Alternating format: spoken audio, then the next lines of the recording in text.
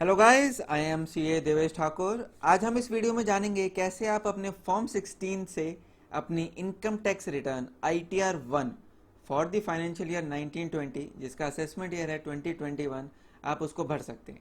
मैं आपका दोस्त सीए देवेश ठाकुर इस वीडियो में आपको सारी important details related to ITR 1 समझाऊंगा। डिटेल डिस्कशन करेंगे हम फॉर्म 16 के ऊपर, फॉर्म 26 AS के ऊपर, कैसे आपने इनकम टैक्स पोर्टल के ऊपर जाके ITR 1 फिल करनी है, e verification of income tax return के ऊपर हम डिस्कशन करेंगे, और एट द लास्ट अगर आपका रिफंड बनता है तो कैसे उस रिफंड को क्लेम करना है और उस रिफंड का स्टेटस आप कैसे चेक कर सकते हैं, हम ये सब इस वीडियो में जानेंगे। ये है दोस्तों हमारा इस साल का फॉर्म 16, जिसमें सबसे पहले आता है हमारा पार्ट ए। पार्ट ए में हमारे एम्प्लॉयर की डिटेल्स आती हैं। एम्प्लॉयर ने हमारा कितना TDS काटा है क्वार्टर वाइज, इसमें रिसिप्ट नंबर के साथ कितना उसने अमाउंट क्रेडिट करा है या पे किया है टू दी एम्प्लॉय, और उसके अगेंस्ट में उसने क्वार्टर वाइज कितना TDS डिडक्ट किया है, उसकी डिटेल्स आती हैं। Then comes to our part B. Part B में हमारी इनकम और डिडक्शंस की डिटेल्स हैं।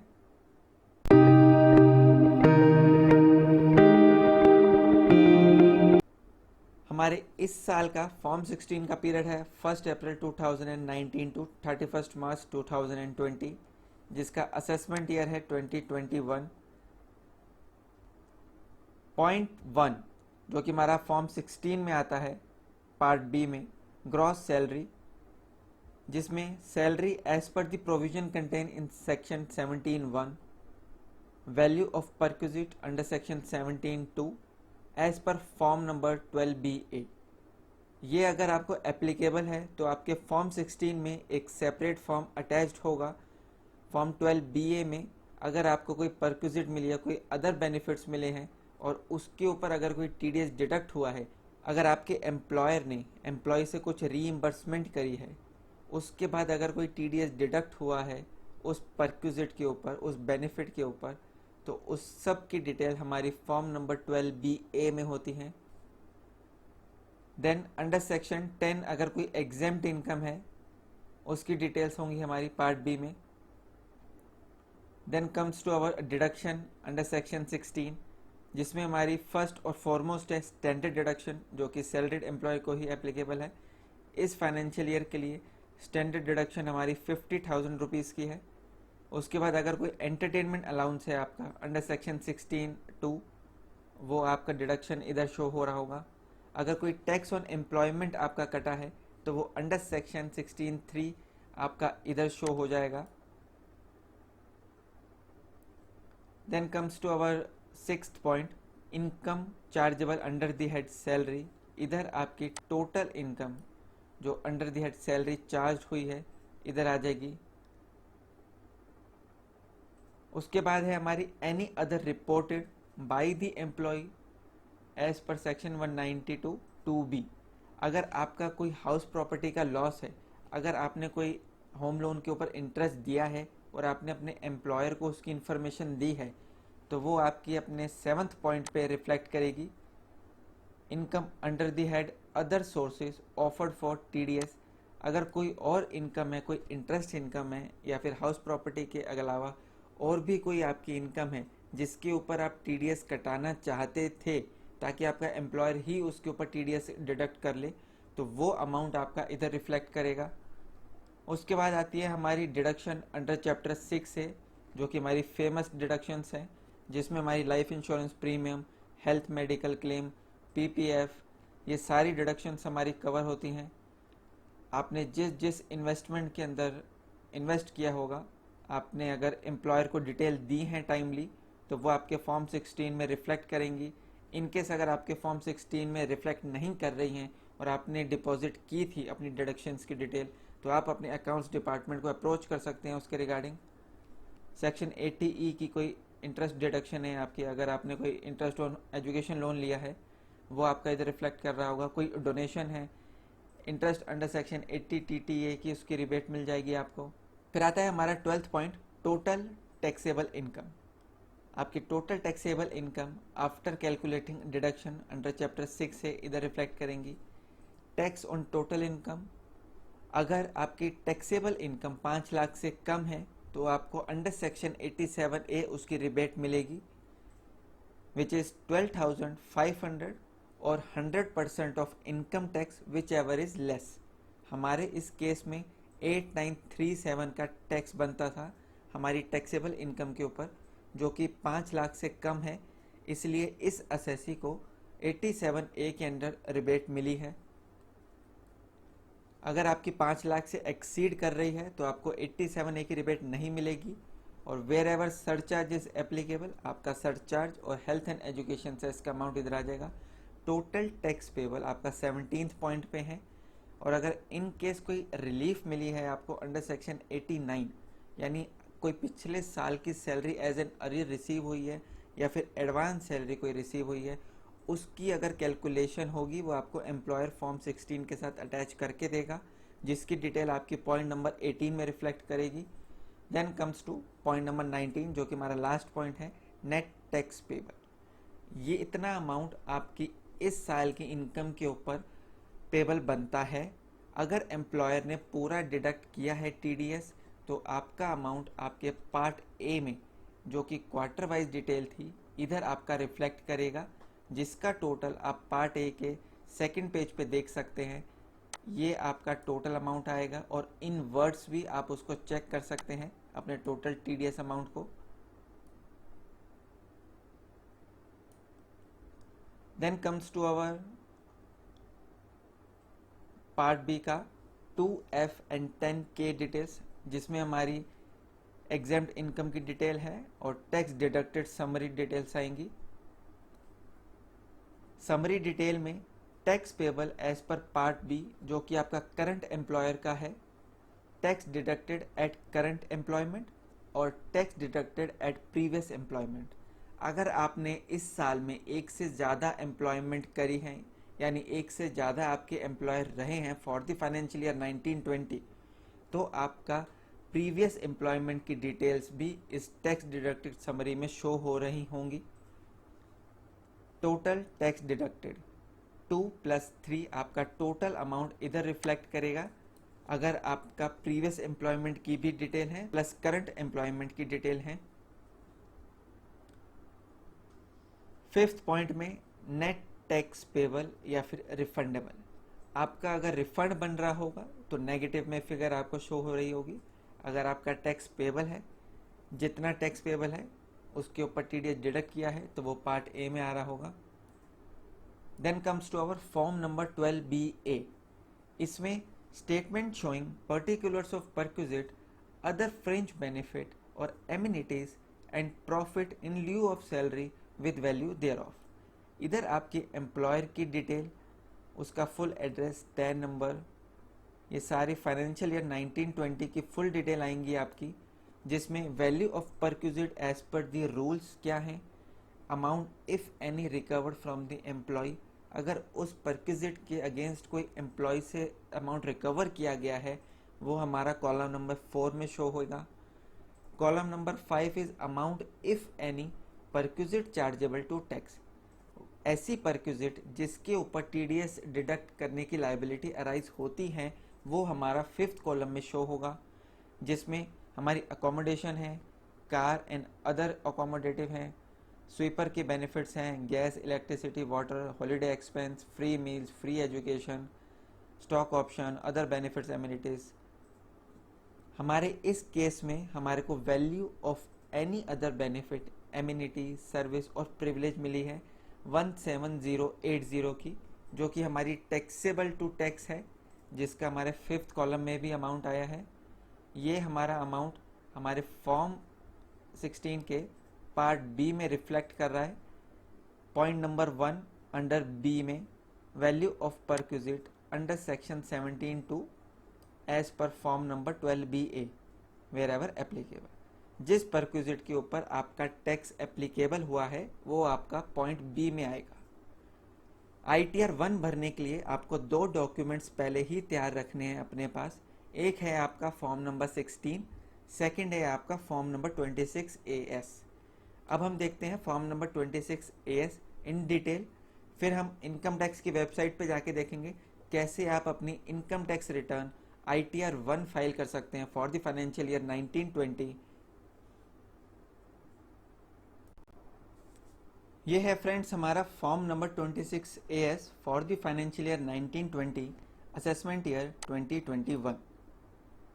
फॉर्म 26AS का पार्ट 1 कहता है details of tax deducted at source. आपका जो टैक्स डिडक्ट हुआ है इस साल में फाइनेंशियल ईयर 1920 में, उसकी पूरी डिटेल आपके पार्ट ए में आएगी, जिसमें आपका एम्प्लॉयर का नाम रिफ्लेक्ट करेगा against its ten number, amount total paid और क्रेडिटेड। ये अमाउंट जो है आपका, ये आपका सेम होना चाहिए as reflected in form number 16। आपके फॉर्म नंबर 16 में जो अमाउंट दिया गया है वो आपके 26AS से मैच करना चाहिए। हमारे इस केस में 26AS में अमाउंट रिफ्लेक्ट कर रहा है 373,166, यानी टोटल अमाउंट पेड और क्रेडिटेड जो सैलरी दी गई है as per the employer to the employ for the financial year 1920 वो है 373,166। अब ये आपकी मैच करनी चाहिए विद योर फॉर्म नंबर 16। ये है हमारा फॉर्म नंबर 16। इसमें पार्ट ए में आप देखेंगे, ये है हमारा part A of form number 16।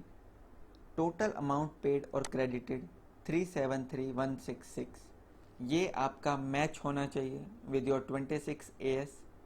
Part B में हमारी डिटेल्स ऑफ TCS, अगर कोई TCS हमारा डिडक्ट हुआ है वो इधर आता है in form 26AS।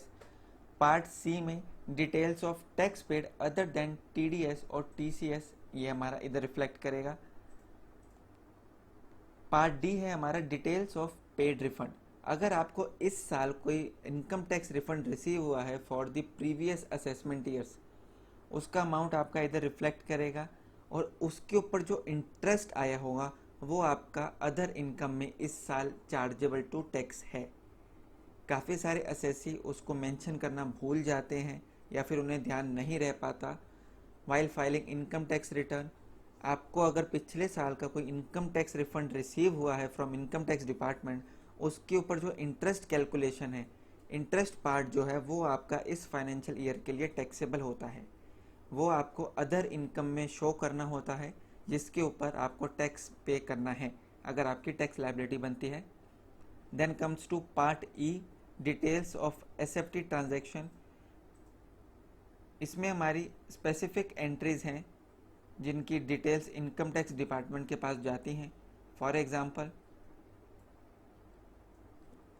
Purchase of bank draft और पे ऑर्डर इन कैश, जो कि 10 लाख या उससे ज़्यादा का आपने इस फाइनेंशियल ईयर में इशू कराया है, तो इनकम टैक्स डिपार्टमेंट के पास उसकी डिटेल्स होंगी ऑलरेडी, जो कि आपका फॉर्म नंबर 26AS में रिफ्लेक्ट करेगा। अगर आपने कोई purchase of prepaid instrument in cash, अगर आपने कोई प्रीपेड इंस्ट्रूमेंट खरीदे हैं इन कैश, या फिर करंट अकाउंट में कोई कैश डिपॉजिट कराया है 50 लाख या उससे ज़्यादा इन अ फाइनेंशियल ईयर, आपने करंट अकाउंट से विड्रॉ करा है 50 लाख या उससे ज़्यादा इन अ फाइनेंशियल ईयर, आपने कोई कैश डिपॉजिट कराया है अपने सेविंग अकाउंट में 10 लाख या उससे ज़्यादा का, उसकी सब की डिटेल्स इनकम टैक्स डिपार्टमेंट के पास फॉर्म नंबर 26AS में ऑलरेडी होंगी। तो आपको अपना form number 26AS return file करने से पहले ज़रूर डाउनलोड करना है, उसको क्रॉस वेरीफाई करना है।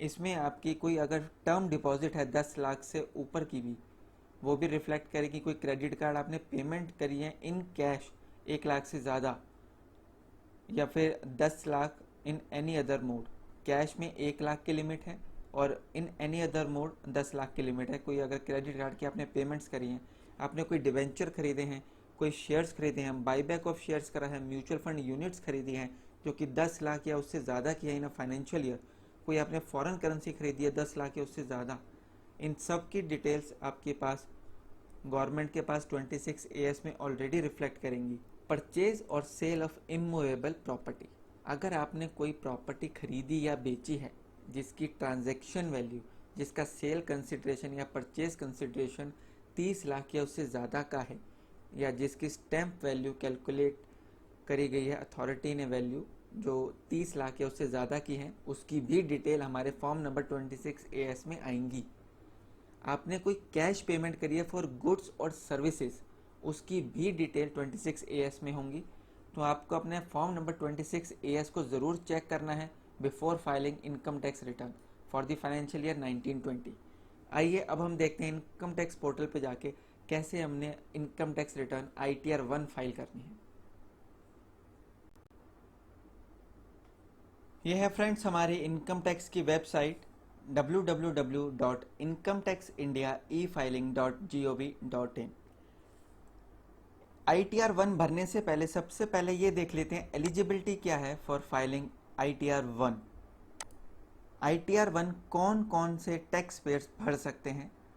For individual being a resident other than not ordinary resident having total income up to 50 lakh rupees. जिन इंडिविजुअल्स की इनकम 50 लाख तक की है और वो रेजिडेंट है, having income from salaries, house property, one house property, other source of income है उनकी, इंटरेस्ट इनकम है और एग्रीकल्चर इनकम है अप टू ₹5,000, वो ही ITR 1 भर सकते हैं। और वो इंडिविजुअल जो किसी कंपनी में एज डायरेक्टर हैं या फिर जिन्होंने इन्वेस्ट किया है इन अनलिस्टेड इक्विटी शेयर्स में, वो ITR 1 नहीं भर सकते हैं। उनको रिस्पेक्टिव फॉर्म भरने हैं अपने। आइए अब देखते हैं कैसे आपने ITR 1 भरनी है। सबसे पहले आपने लॉगिन करना है।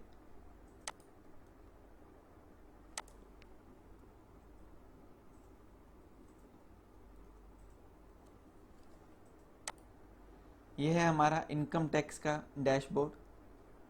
एक्सट्रीम लेफ्ट में हमारे पास एक ऑप्शन है filing of income tax return, आपने उस पर क्लिक करना है।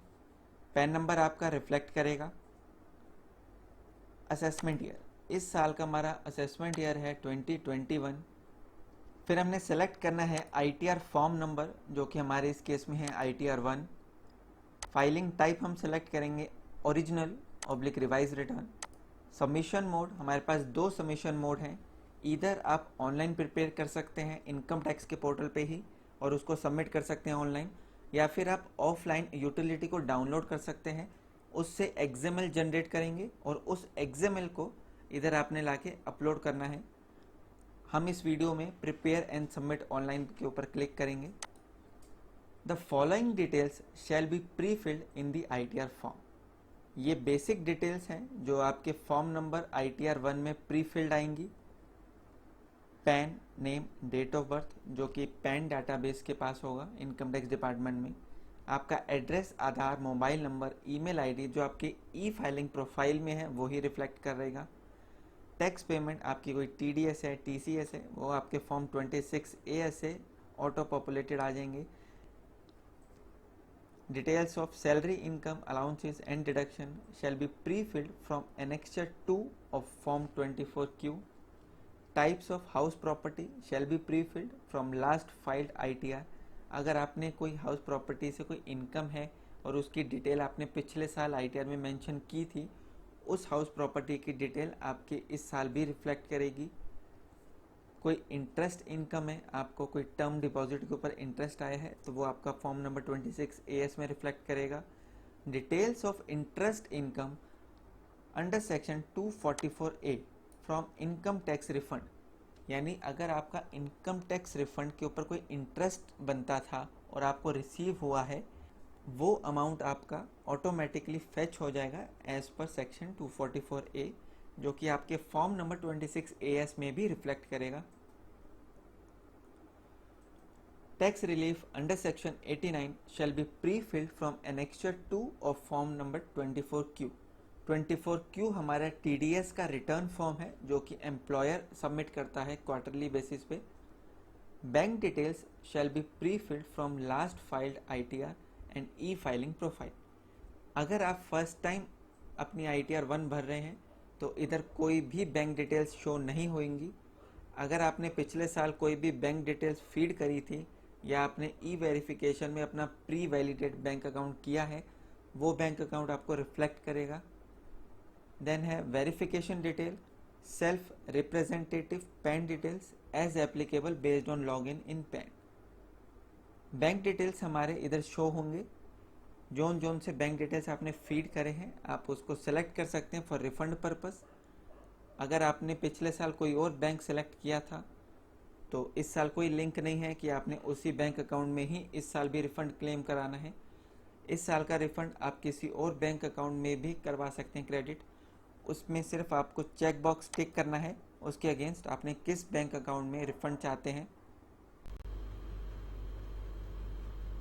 रिफंड के केस में हम हमारा बैंक अकाउंट सेलेक्ट करने के बाद इसको कंटिन्यू करेंगे इस फॉर्म को। प्री फिल कंसेंट, ये आपसे पूछता है ऑनलाइन के केस में please check that pre fill data before submitting the form. आप जब अपना रिटर्न फाइनली सबमिट कर रहे होंगे उससे पहले आपने जो प्री फिल डाटा है उसको क्रॉस वेरीफाई करना है। ऑफलाइन मोड के केस में आपने सिर्फ ये कंफर्म करना है जो ऑफलाइन यूटिलिटी है वो आपकी अपडेटेड वर्जन हो। अगर वो ओल्ड वर्जन होगा यानी अगर उसके बाद मीनवाइल अगर डिपार्टमेंट ने कोई लेटेस्ट वर्जन आपका ऑफलाइन यूटिलिटी का इशू किया है और अगर आपकी ओल्ड यूटिलिटी से एक्सएमएल जनरेट है तो आपने उस एक्सएमएल को अपनी नई यूटिलिटी में पहले इंपोर्ट करना है, उसको वैलिडेट करना है, उसके बाद आपको रीजनरेट करनी है उस एक्सएमएल फाइल को, फिर उसे अपलोड करनी है।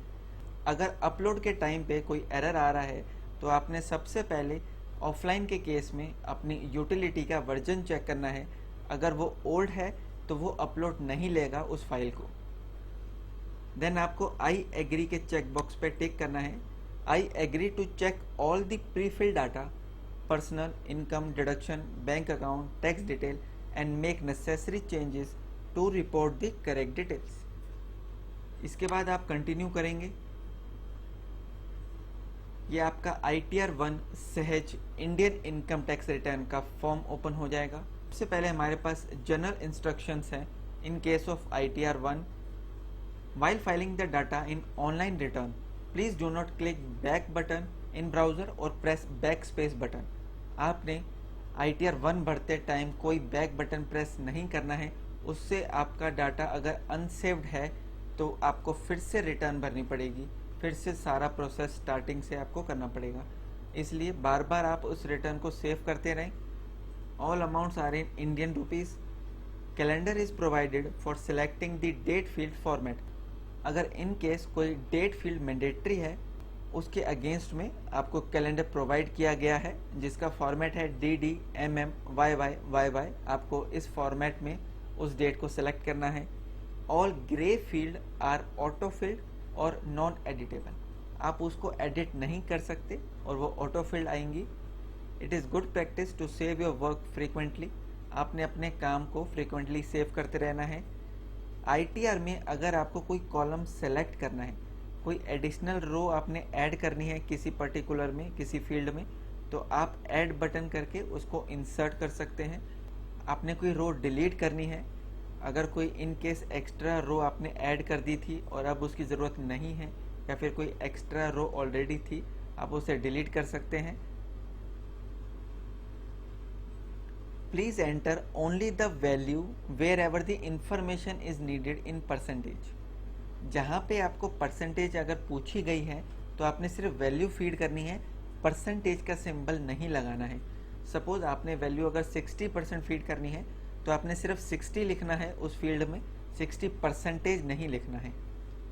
ईदर ऑफ आधार नंबर और Aadhaar enrolment ID to be entered as per the following instruction. आपको या तो आधार नंबर फीड करना है या फिर अगर आपने आधार के लिए अप्लाई कर रखा है तो उस केस में आपको एक एनरोलमेंट ID जनरेट किया गया होगा जो कि आप उस रिसिप्ट से देख सकते हैं, आपने वो फिल करनी होगी। Please verify the return before you submit.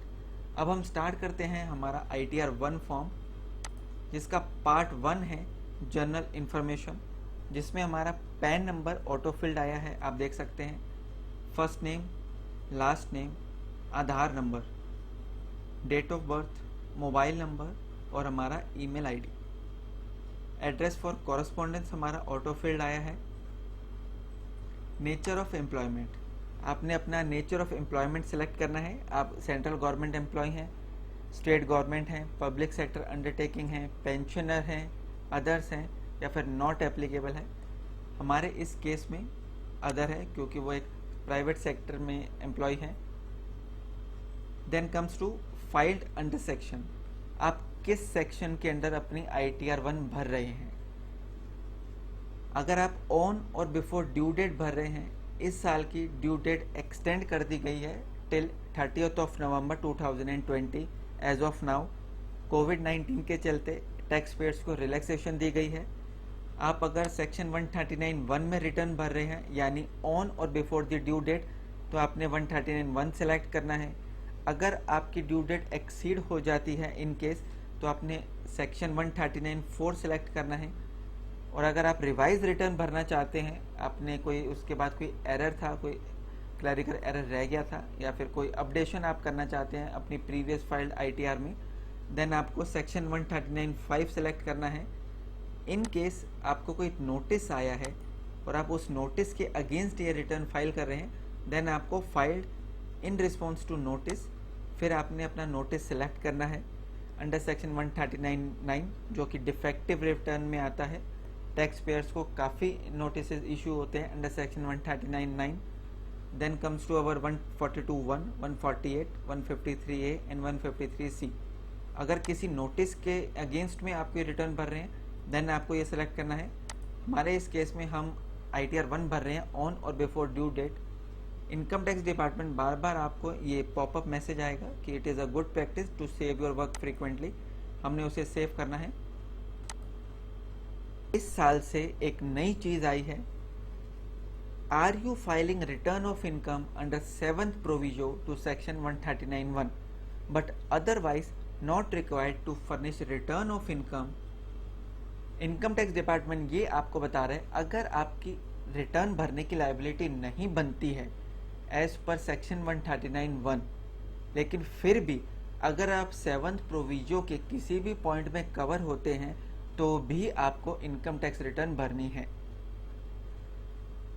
3 बातें हैं इसमें, अगर आप ये 3 बातों में से कोई भी एप्लीकेबल है, देन आपको सेलेक्ट करना है यस।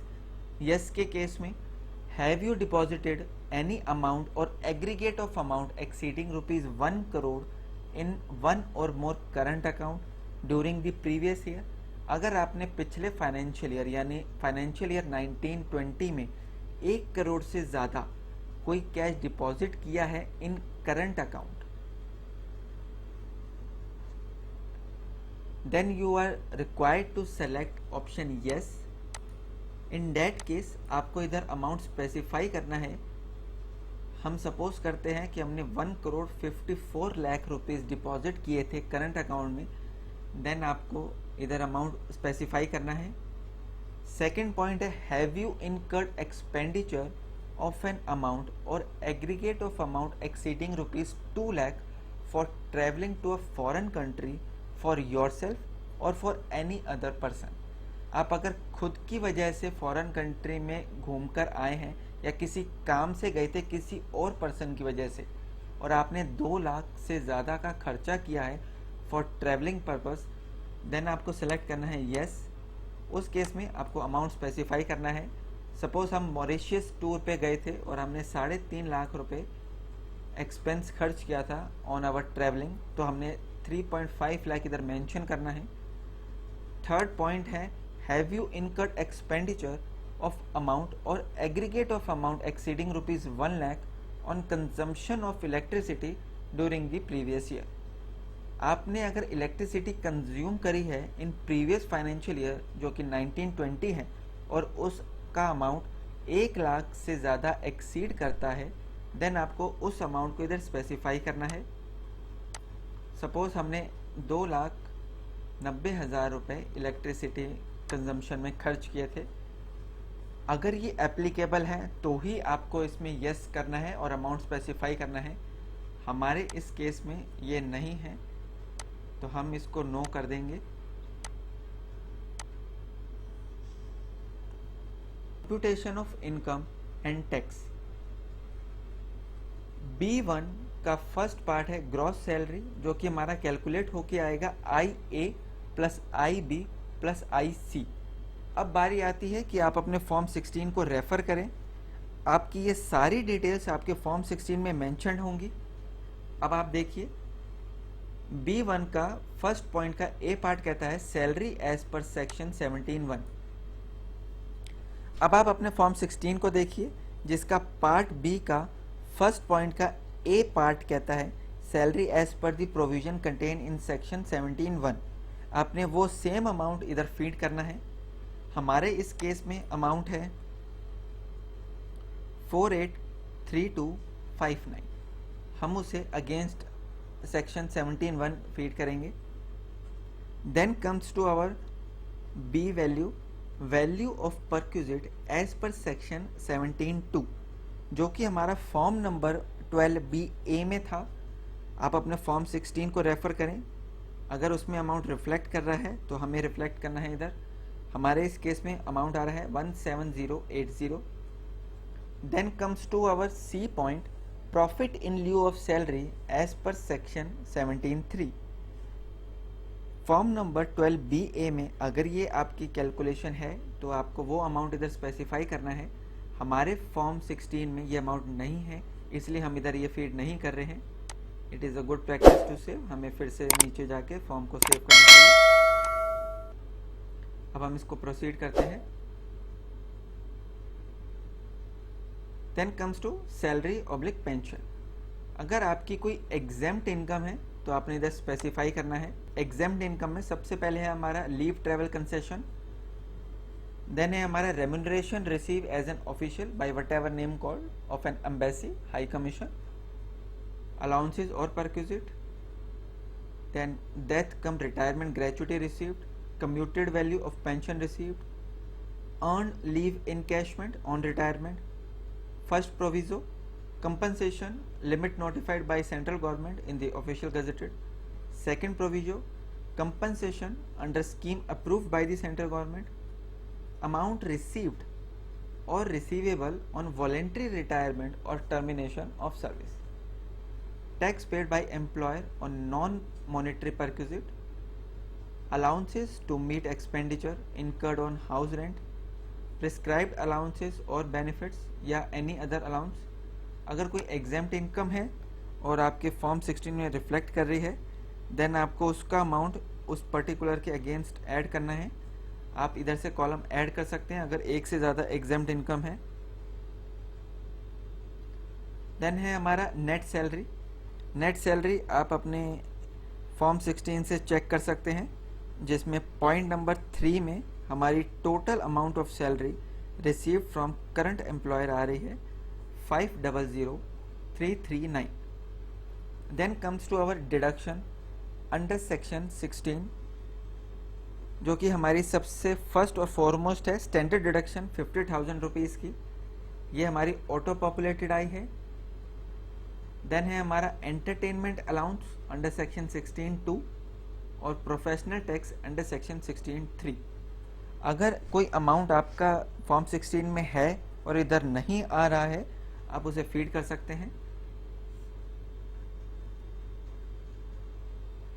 पॉइंट 5 में हमारा टोटल आ जाएगा income chargeable under the head salary which is 450,339, जो कि आपका फॉर्म नंबर 16 के 6th पॉइंट से मैच करना चाहिए। Income chargeable under the head salary 450,339। देन है हमारा B2 type of house property. In case अगर आपने कोई होम लोन लिया है, देन आपने सेलेक्ट करना है सेल्फ ऑक्यूपाइड। और पॉइंट 5 में आपने interest payable on borrowed capital, आपने जितना भी होम लोन पे इंटरेस्ट पे किया है पिछले फाइनेंशियल ईयर में, आपने उसको फीड करना है।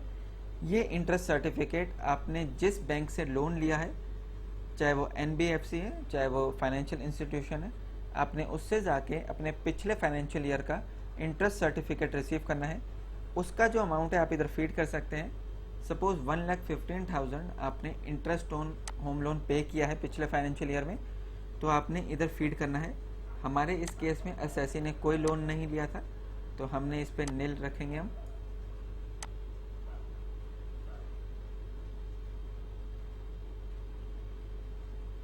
Then comes to B3 income from other source.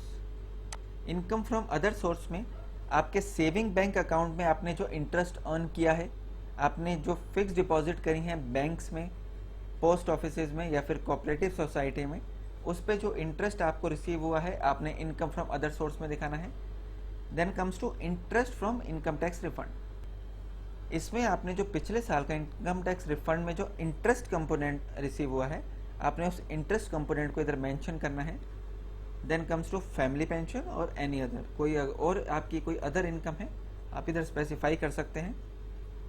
हमारे इस केस में एसएससी का सेविंग बैंक इंटरेस्ट आया है 8965। अगर इसके अलावा कोई और आपकी अदर इनकम है आपने इधर कॉलम ऐड करना है। हमारी कोई और अदर इनकम नहीं है और एसएससी का कोई इनकम टैक्स रिफंड भी रिसीव नहीं हुआ था पिछले साल। अब हम प्रोसीड करते हैं। Then comes to B4 gross total income B1 plus B2 plus B3 if loss put the figure in negative.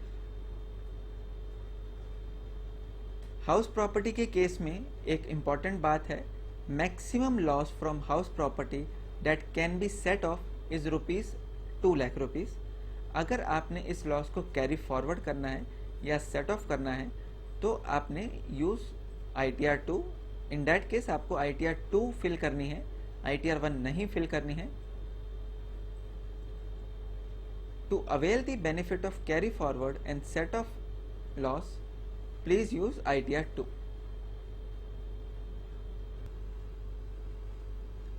Part C में डिडक्शंस हैं, हमने फिर से फॉर्म सेव करना है। डिडक्शंस में हमारी चैप्टर 6A की डिडक्शंस हैं जिसमें लाइफ इंश्योरेंस प्रीमियम है, payment in respect of pension fund है, contribution to pension scheme of central government, contribution to pension scheme of central government under section 80 CCD 1, 80 CCD 1B और 80 CCD 2। Respective sections की details आपके form 16 में होंगी, आप उधर से फिल कर सकते हैं। इस साल पार्ट सी में एक नया पॉइंट है, weather you have made any investment deposit payments between 1 April 2020 to 30th of June 2020 for the purpose of claiming any deduction under part B of chapter 6A। if yes then fill schedule DI, यानी details of investment आपने fill करना है। Government ने कोविड-19 के चलते tax payers को relaxation दी है। अगर आपने 31 मार्च 2020 तक कोई टैक्स सेविंग स्कीम में इन्वेस्ट नहीं किया है तो गवर्नमेंट ने एक क्वार्टर आपको एक्स्ट्रा दिया है for the purpose of claiming deduction under chapter 6A। 1 April 2020 से लेके 30 जून 2020 तक आप कोई भी टैक्स सेविंग इन्वेस्टमेंट करते हैं उसका अमाउंट आपको पिछले साल की ITR में क्लेम करने को दिया गया है। हमारे इस केस में एसएससी ने, अगर आप फॉर्म 16 चेक करें तो पार्ट पॉइंट नंबर 10 में डिडक्शन अंडर चैप्टर 6A में लाइफ इंश्योरेंस प्रीमियम पे करी है 21600। अगर आपके केस में 80 CCC, 80 CCD 1, 80 CCD 1B, 80 CCD 2 applicable है, आप उसकी डिटेल रिस्पेक्टिव कॉलम में फिल कर सकते हैं। इन case of health medical insurance आपने अब शेड्यूल फिल करना है फ्रॉम नाउ ऑनवर्ड्स 80D, जिसका टोटल हमारा ऑटो फिल्ड आएगा। 80D हमारा है whether you and any of your family member excluding parents is a senior citizen. Income tax department पूछ रहा है वेदर यू यानी एसएससी जो फाइल कर रहा है या any of your family member parents को छोड़ के कोई सीनियर सिटीजन है। इफ़ यस देन आपको यस सेलेक्ट करना है, इफ़ नो देन आपने नो करना है। सपोज आपने हेल्थ इंश्योरेंस के लिए 15,000 रुपीज़ का हेल्थ इंश्योरेंस पे किया है और प्रिवेंटिव हेल्थ चेकअप, सपोज आप डॉक्टर लाल पैथ के पास गए थे, आपने उधर से कोई मेडिकल चेकअप कराया है और उसके ऊपर आपने कैश एक्सपेंस किया है 3500 का अपनी हेल्थ चेकअप के, आप इस पर फीड कर सकते हैं। सेकंड पॉइंट है whether any of your parents is a senior citizen. If yes then आपने अकॉर्डिंगली उसकी डिटेल भरनी है, आपने कितना उस पर खर्चा किया है। इफ़ नो देन आपने नो करना है। हमारे इस केस में असेसी ने कोई हेल्थ इंश्योरेंस के ऊपर एक्सपेंस नहीं किया है, तो हम इसको फिर से ज़ीरो कर देते हैं। अगर आपके केस में ये एप्लीकेबल है देन आप रिस्पेक्टिव कॉलम में उसे फीड कर लेंगे और उसका टोटल अमाउंट आपके 80D के अगेंस्ट इधर रिफ्लेक्ट करेगा। Then comes to 80DD section, जो कि हमारा है maintenance including medical treatment of a dependent who is a person with disability. इसमें आपको सेलेक्ट करना है डिपेंडेंट पर्सन विद डिसेबिलिटी और dependent person with severe disability. Respective column में आपने उसकी डिटेल भरनी है। Then comes to 80DDB medical treatment for specified disease in case of self और डिपेंडेंट, और इन केस ऑफ सेल्फ और डिपेंडेंट सीनियर सिटीजन के केस में। Then comes to our section 80E interest on loan taken for higher education. अगर आपने कोई higher education के लिए लोन लिया है फॉर योर वार्ड और आपने उसके ऊपर इंटरेस्ट पे करा है, देन आप 80E के अगेंस्ट क्लेम कर सकते हैं। 80EE interest on loan taken for residential house property. ये एक रिस्पेक्टिव टाइम पीरियड के लिए, अगर आपने उस पीरियड में लोन लिया था तो उसके ऊपर आपको ये बेनिफिट मिलता था। 80EEA deduction in respect of interest on loan taken for certain house property.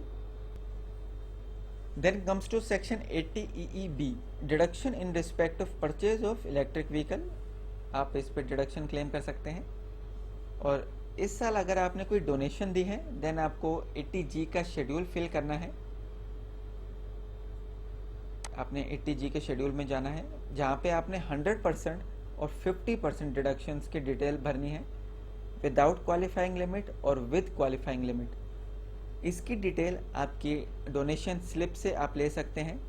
Name of the donee, address, city, town और district, state code, pin code और पैन ऑफ डोनी। समटाइम्स ऐसा होता है कि डोनेशन स्लिप के ऊपर कभी कभी पैन मेंशन नहीं होता है, या फिर कभी कभी उस पर यह भी नहीं लिखा होता है कि वो 100% डिडक्शन के लिए क्वालिफाई करती है कि 50% के लिए। इन डैट केस आपने उस स्लिप के ऊपर लिखा हुआ फ़ोन नंबर को डायल करना है। आप उसको अपनी डिटेल बताएंगे कि आपने इस पैन के अगेंस्ट इस डेट को इतना अमाउंट डोनेट किया था, तो वो आपको अपने पैन डिटेल्स और फर्दर कोई भी डिटेल्स आपको जो चाहिए वो आपको प्रोवाइड करेंगे। 80G की डोनेशन आपने इधर फिल करनी है और जिसका टोटल पॉपुलेटेड ऑटो पॉपुलेटेड आपका इस पार्ट में आ जाएगा। Then comes to our 80GG rent paid करा है। 80GGA certain donation for scientific research और rural development. Then comes to our 80GGC, फिर है हमारा 80TTA interest on saving bank account in case of other than resident senior citizen. Senior citizen को छोड़ के अगर आपको कोई इंटरेस्ट इनकम है और 80TTA आपको एप्लीकेबल है देन उसमें आप डिडक्शन क्लेम कर सकते हैं। हमारे इस केस में असेसी ने इंटरेस्ट इनकम अर्न किया है 8965। हमारे को अगेंस्ट 80TTA उसको मेंशन करना है 8965, जो कि हमारा 10,000 तक एग्जेम्प्ट है। असेसी हमारा सीनियर सिटीजन नहीं है, इसीलिए ये ग्रे फील्ड आई है जो कि एडिटेबल नहीं है। इन case of person with disability section 80U, अगर सेल्फ विद डिसेबिलिटी है आपने उसे सिलेक्ट करना है, या फिर सेल्फ विद सीवियर डिसेबिलिटी है अकॉर्डिंगली आपने उसका अमाउंट फीड करना है। टोटल डिडक्शन आपकी आई 30,565 की। टोटल इनकम आपकी एज पर ITR 1 बनी 428,740। अगर आप अपना फॉर्म 16 चेक करें जो कि हमारे इस केस में है, वो भी यही आता है उसका टोटल हमारा पॉइंट नंबर 12 में है। Total taxable income 428,739। ये हमारा राउंड ऑफ फिगर आती है, तो इसमें केस में 428,740 आ गया है हमारा total income.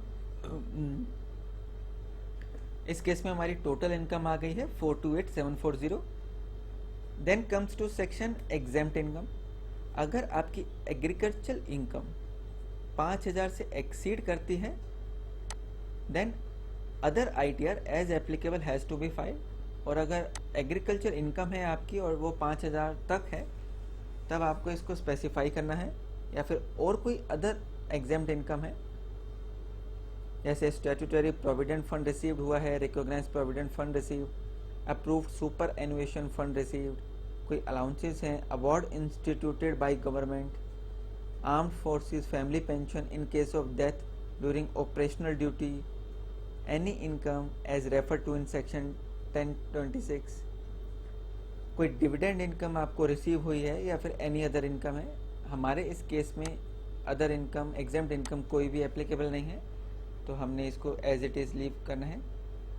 Then comes to part D, computation of tax payable. Tax payable हमारा ऑटो कैलकुलेटेड आया है जो कि D1 में है, tax payable on total income. इसको आप अपने फॉर्म 16 से चेक कर सकते हैं। आपके फॉर्म 16 के 13 पॉइंट पे टैक्स ऑन टोटल इनकम आया है 8937। इधर भी वही ऑटो कैलकुलेटेड आया है। रिबेट हमारी 87 है, ऑटो कैलकुलेटेड आई है क्योंकि हमारी टैक्सेबल इनकम 5 लाख से कम है तो हमें 87 की रिबेट मिली है।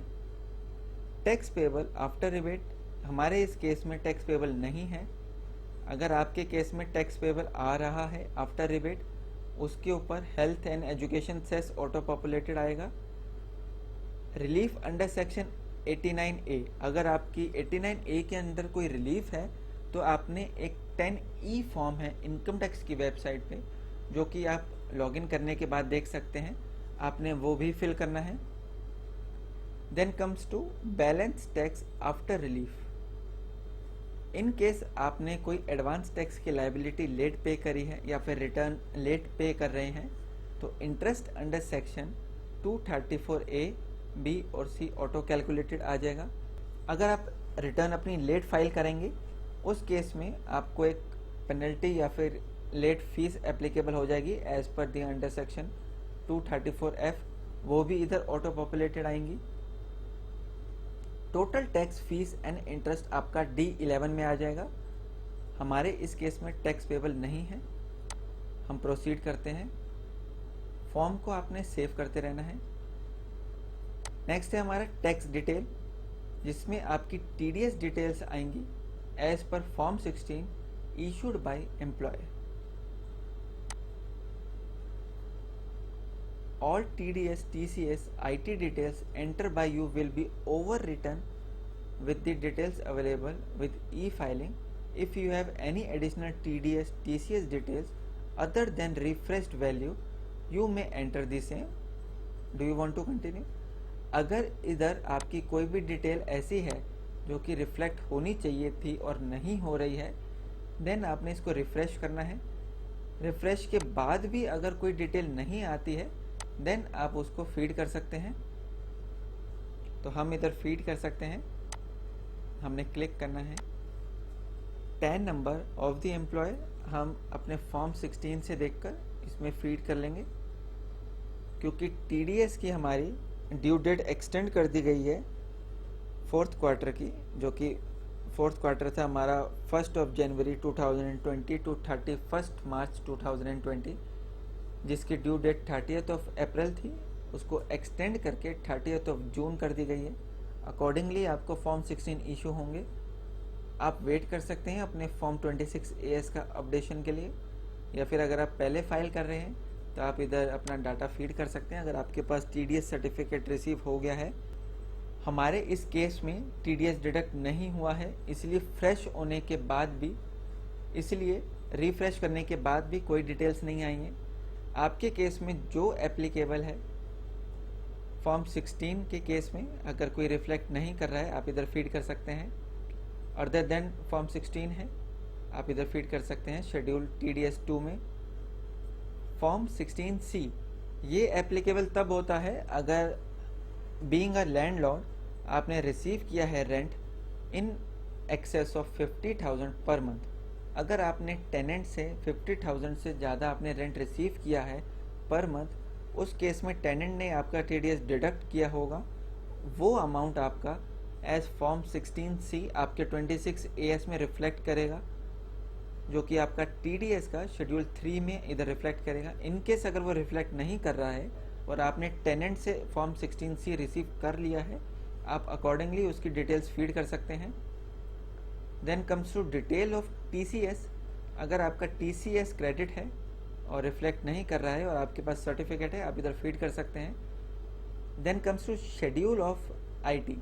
अगर कोई टैक्स आपने पे किया है, एडवांस टैक्स है या फिर सेल्फ असेसमेंट टैक्स है, ऑलरेडी पे कर चुके हैं और फॉर्म 26AS में आ रहा है, तो वो ऑटो पॉपुलेटेड आ जाएगा।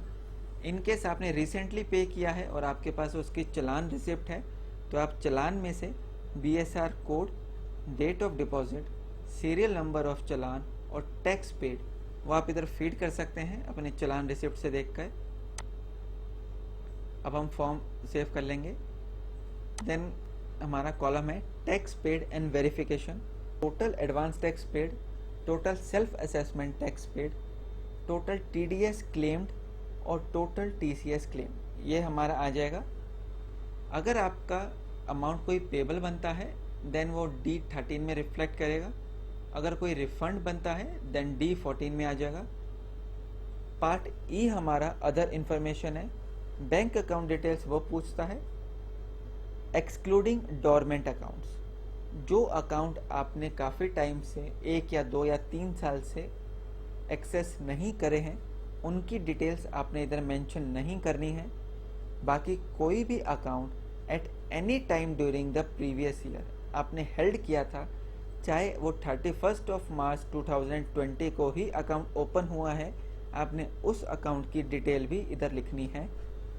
अकाउंट्स में आपने IFSC code, name of bank और अकाउंट नंबर फीड करना है। इन केस ऑफ रिफंड आप अगर अकाउंट नंबर अपना सेलेक्ट करना चाहते हैं अदर देन जो प्रीवियस फाइनेंशियल ईयर में सेलेक्ट किया था, आप सेलेक्ट कर सकते हैं। Minimum 1 account should be selected for refund credit. आपके एक से ज़्यादा अकाउंट अगर आपके शो हो रहे हैं या फिर अगर एक भी हो रहा है, तो आपने उस एक अकाउंट को सेलेक्ट करना है। सेकेंड नोट है हमारा, in case of refund multiple account are selected for refund credit, then refund will be credited to one of the account decided by the CPC after processing the return.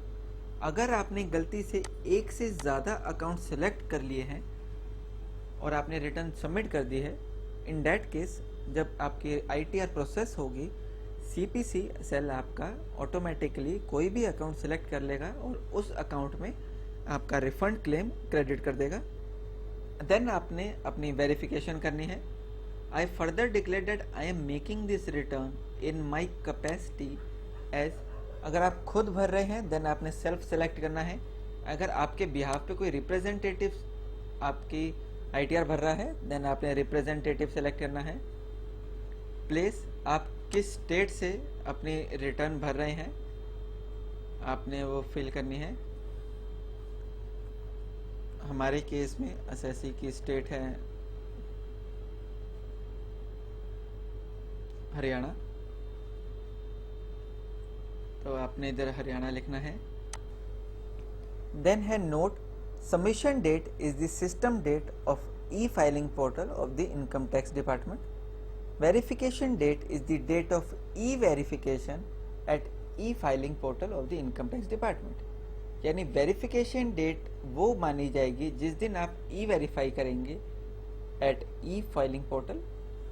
The same will be available in view return forms option of E-filing portal. In case of E-verification, it is available in acknowledgement. Now comes to verification option. अब आपने जो return submit करेंगे आप उसका verification process पहले से ही select कर सकते हैं। फर्स्ट ऑप्शन है आपके पास, I would like to e verify. Please ensure that you have valid Aadhaar, pre validated bank account और प्री वैलिडेटेड डीमैट अकाउंट या फिर digital signature at e filing portal. Before selecting this option आप वेरीफाई कर लें कि आपने अपने आधार को वैलिडेट कर लिया है, या अगर आप बैंक अकाउंट सेलेक्ट करना चाहते हैं तो आपने बैंक को प्री वैलिडेट कर लिया है या फिर थ्रू डीमैट अकाउंट आप उसको वेरीफाई करना चाहते हैं, तो इन दैट केस आपको प्री वैलिडेट करना है उस डीमैट अकाउंट को। सेकेंड ऑप्शन है हमारे पास, I would like to e verify later within 120 days from the date of filing. हम इस केस में सेकेंड ऑप्शन सेलेक्ट कर रहे हैं, हम विद इन 120 डेज इसको ई वेरीफाई करेंगे। थर्ड ऑप्शन है हमारे पास, I don't want to e verify and would like to send the ITR-V through normal और speed post to central processing cell. आप ई वेरिफिकेशन ऑप्ट नहीं करते हैं और आप हार्ड कॉपी सेंड करना चाहते हैं, इन दैट केस आपको थर्ड ऑप्शन सेलेक्ट करना है। हम हमारे इस केस में सेकंड ऑप्शन सेलेक्ट कर रहे हैं, I would like to e verify later within 120 days from date of filing. अब हम इसे सेव करेंगे, प्रीव्यू एंड सबमिट। हम पार्ट सी में सेलेक्ट करना भूल गए, whether you have made any investment deposit payments between 1/4/2020 to 30th of June। हमने नो करना है, हमने कोई इन्वेस्टमेंट नहीं की है। इन केस अगर आपने येस सेलेक्ट किया है, देन आपको शेड्यूल DI फिल करना है। टेल ऑफ इन्वेस्टमेंट में फर्स्ट कॉलम है हमारा eligible amount of deduction during financial year 1920 as per part C deduction and taxable total income. जो हमारा ये पार्ट ए का कॉलम है कंप्यूटेशन का, पार्ट बी का, पार्ट बी के सी पार्ट का।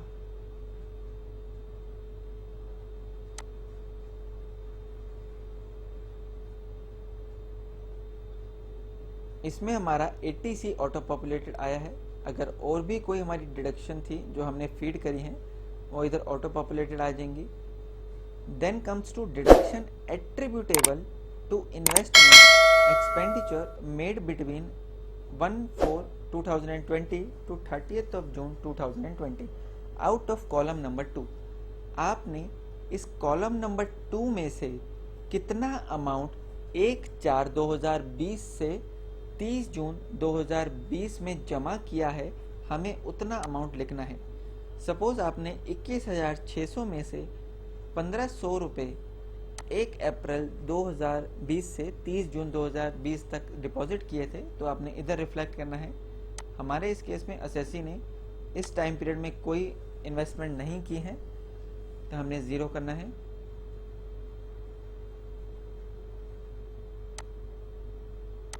Preview and submit. Please verify that all details are valid. Click okay to continue submission of the form और click cancel to return back. आप cancel कर सकते हैं, हम फिर से क्रॉस वेरीफाई कर सकते हैं। ये हमारे फॉर्म का प्रीव्यू आ जाएगा, आप उसको रीचेक कर सकते हैं। हमने 7th प्रोविजन को नो किया है। Total taxable income, income chargeable under the head salary, deduction, any other income, deductions, exempt income, computation of total income, tax, TDS schedule, advance payment, self assessment details, tax paid details, refund detail, bank account details, verification details of investment का schedule आ जाएगा हमारा। then comes to our 80D schedule, then comes to our 80D schedule, then we have 80G schedule, then 80GGA। अगर आपको ये सब okay लगता है, then आप सबमिट कर सकते हैं। Click here to download and preview PDF। आप इसको डाउनलोड भी कर सकते हैं। हम हमारे इस केस में सबमिट कर रहे हैं।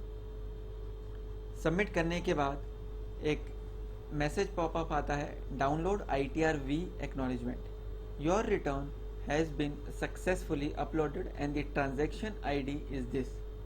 N email confirming the successful submission of your return along with the acknowledgement number and ITR-V has been sent to your email ID. You have not e-verified the ITR. Click on e-verify to e-verify return। अगर आप e-verify इधर से ही करना चाहते हैं, then आप e-verify इधर कर सकते हैं। नहीं तो अगर आप कुछ दिन के बाद e-verify करते हैं, देन फिर से आपने लॉगिन करना है अपने इनकम टैक्स पोर्टल पे। हेलो गाइस, अब ये है हमारा फॉर्म ITR-V।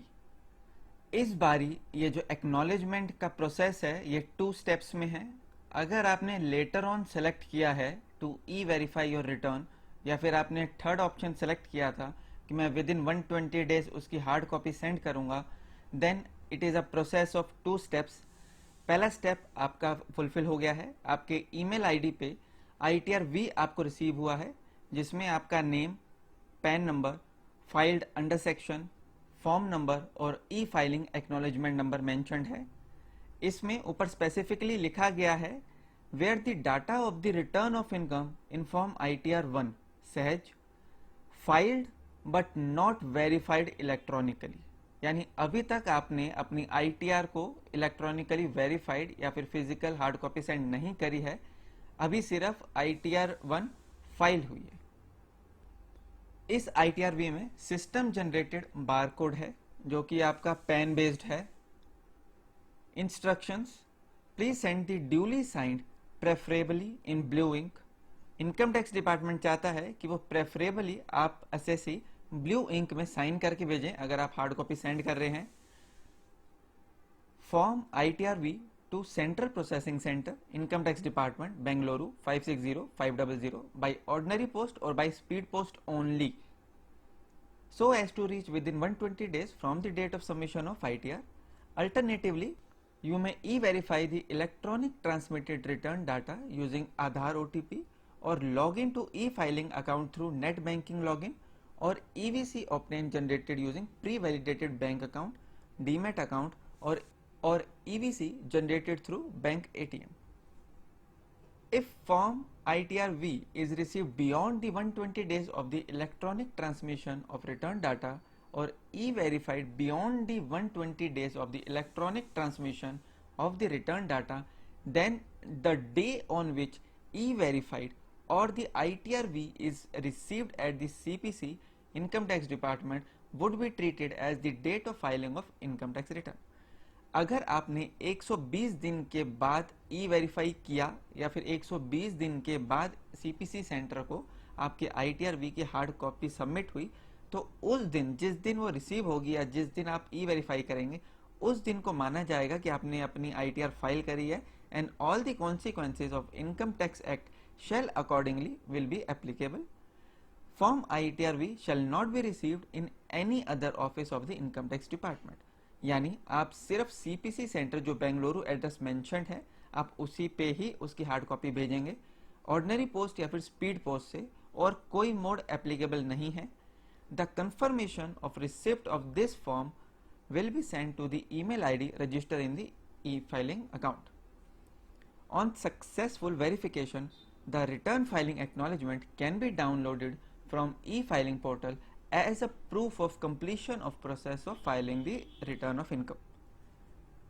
आप जब तक e-verify नहीं करेंगे या जब तक आप हार्ड कॉपी सेंड नहीं करेंगे, आपकी सक्सेसफुली फाइलिंग ऑफ रिटर्न नहीं मानी जाएगी।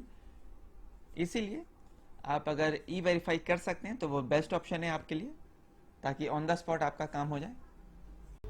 अब हम देखते हैं e-verify आप कैसे कर सकते हैं अपनी इनकम टैक्स रिटर्न। आपने फिर से इनकम टैक्स पोर्टल पे लॉगिन करना है। Then you have to select view returns oblique form, select in option income tax return. यहाँ पे आपके पास सबसे ऊपर ऑप्शन आएगा click here to view your return pending for e verification. इधर आपने क्लिक करना है और सबसे एक्सट्रीम राइट में आपके पास एक ऑप्शन आ रहा है ई-वेरीफाई। आपने ई-वेरीफाई के ऊपर सेलेक्ट करना है। I already have an EVC to e verify return. अगर आपके पास इलेक्ट्रॉनिक वेरिफिकेशन कोड अवेलेबल है जो कि 30 मिनट के लिए वैलिड होता है, आप उसको सेलेक्ट कर सकते हैं। Second option is I do not have an EVC and I would like to generate EVC to e verify return. EVC generate कर सकते हैं through net banking, through bank account number और थ्रू डीमैट अकाउंट। देन आपके पास third option है I would like to use Aadhaar OTP to e verify your return. आपने इस पे सेलेक्ट करना है I would like to generate Aadhaar OTP। आप जैसे ही जनरेट करेंगे आपके रजिस्टर मोबाइल नंबर के ऊपर OTP रिसीव होगा, देन आप उसको ई-वेरीफाई कर सकते हैं। ये था फ्रेंड्स हमारा ITR-1 का फुल प्रोसेस। आपने डिटेल में समझा फॉर्म नंबर 16 को, फॉर्म 26 AS को, आपने ITR-1 कैसे फाइल करनी है, फाइल करने के बाद आपने उसको ई वेरीफाई कैसे करना है। देन हमारा एक लास्ट ऑप्शन है, जब आप रिफंड क्लेम करते हैं, इन दैट केस आपने रिफंड चेक कैसे करना है।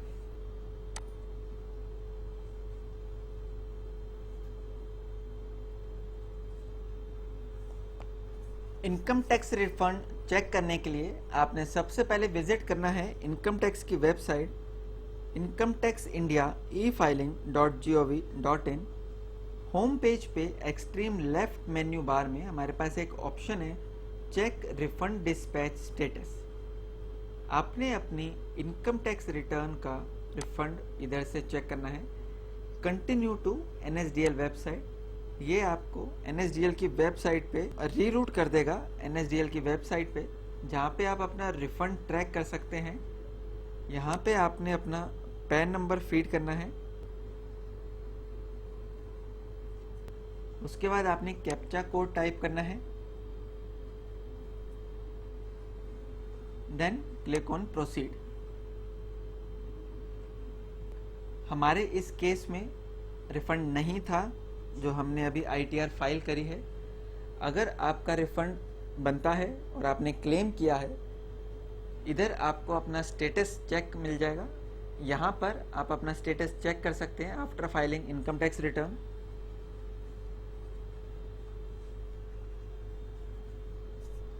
Thank you guys for watching this video. I hope ITR 1 के रिगार्डिंग मैंने आपको A to Z full concept clear किए हैं, from form 16 to checking of refund claim.